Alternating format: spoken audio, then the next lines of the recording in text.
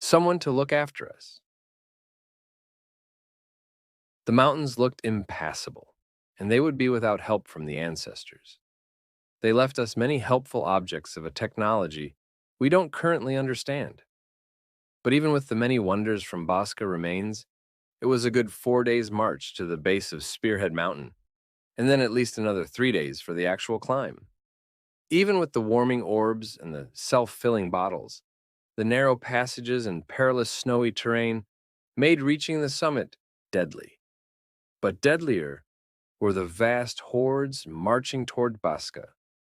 The shining horde glistened in the sun, even under heavy snowfall, without fear of showing their strength in numbers. We had seen their movements for months now, en masse, nearing our last stronghold, Bosca. Once the center of our worship and our studies of the ancestors and their technology, Bosca was now all that stood of our once great nation. All roads lead to Bosca, was the saying, but now there are no roads except in Bosca. Now, they were days away.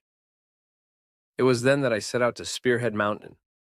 Most just laughed at me, saying I was chasing the ghosts of the ancestors, open and shameless heresy.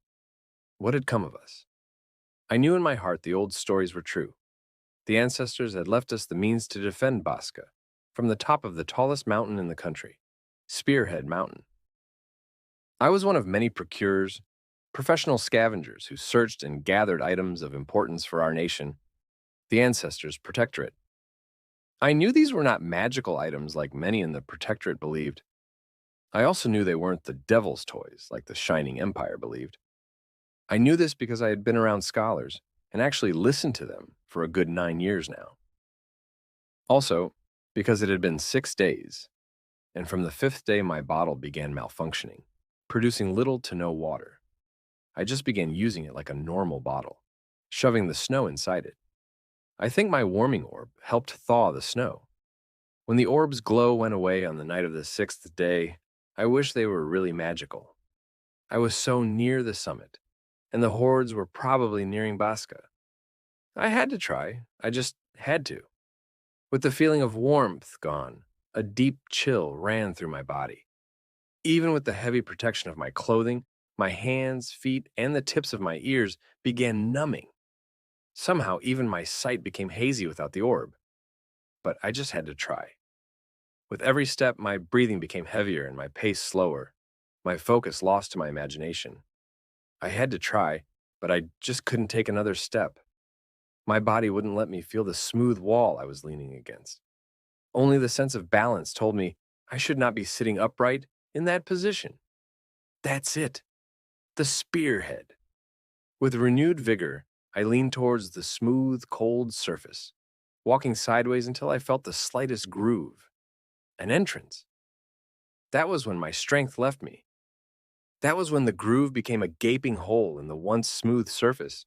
I do not know how long I was unconscious. When the fear for my own well-being subsided, I noticed the dark cave felt warm.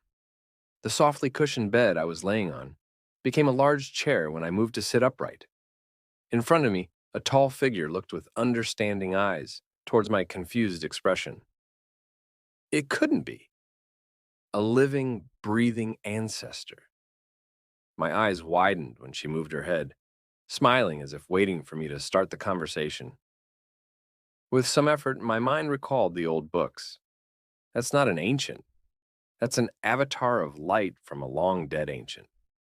She was still impressive, much taller than the tallest protectoration, with a head full of flowing hair we had only seen in the books.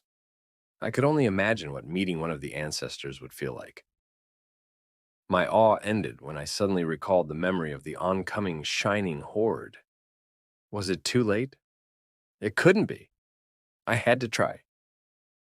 I took a moment to recall the words in the ancestors' tongue, out of the ancient manuals passed down generations from ancestors' devices, now long dead, kept alive only by the protectorate scholars. I coughed, my throat dry, then uttered the words I had trained for months now. Hey Siri. A chime could be heard immediately. How can I help? The avatar said. Activate Basecamp Alpha Automated Emergency Defense Protocol. I struggled with the ancient name. Bio-deauthentication failed. Please provide your name and personnel identification code, she stated. Colonel James Jones, Pick Omega. Bravo Charlie, 9150. I did my best to pronounce the words in the alien tongue. Welcome, Colonel Jones. Automated Emergency Defense Protocols for Basecamp Alpha initiated. Command interface initiating. Satellite grid uplink initiating. Orbital station command uplink offline. The long streak of information the Avatar was giving became background noise as the cave came alive. Light emanated from everywhere on the walls. What looked like several square windows lit up, clearly not real windows, some showing images of what could only be Baska, a stunning overhead view, several views from up high. Some screens had ancestor writing and symbols I could not decipher. Was that happening right now? Or some ancient moving images the scholars talked about? It had to be now. From the bird's eye view, the whole city was visible, and the glistening steel horde was shining against the muddy ground. It looked like they were already past the outer walls, flooding the bailey, and getting ready to knock down the inner gate. Then it happened fast. The horde was painted with a light tone of red, and red streaks began falling from the heavens, at first slowly, then at a stunning rate. As the army in the inner walls began falling, the light red shadow dissipated, and the light spears widened the search. In moments, more than half of the horde was inert on the ground, dead from the ancients' holy light. The rest began routing back to the woods. Baska was safe. I could only muster two words towards the Avatar. Thank you.